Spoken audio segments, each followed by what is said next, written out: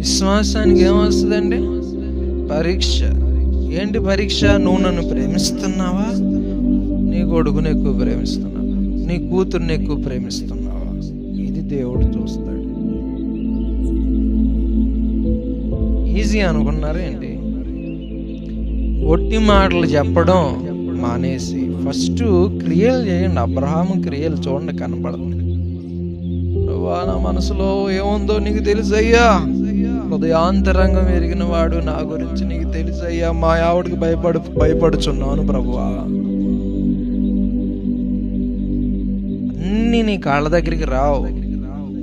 దేవుడి కోసం ఏదైనా చేసేటప్పుడు కొన్నిసార్లు మనుషులు వ్యతిరేకిస్తారు. వాటన్నిటికీ సిద్ధపడితేనే నువ్వు ఏదైనా చేయగలవు అనేది అర్థమైందని నేను అనుకుంటున్నాను. మీకు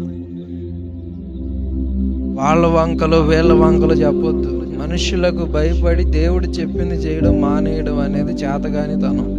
పిరికి వాళ్ళు అలా చేస్తారు. దమ్ముంటే దేవుడు నీకు ఏదైనా చెప్తే అది చెయ్యాలి. తర్వాత ఎన్ని వ్యతిరేకతలైనా రాని, దానికి ముందు ఎన్ని ఆటంకాలైనా కలగనే, చేసేది చేయాలంతే. చెప్పండి హల్లెలూయా.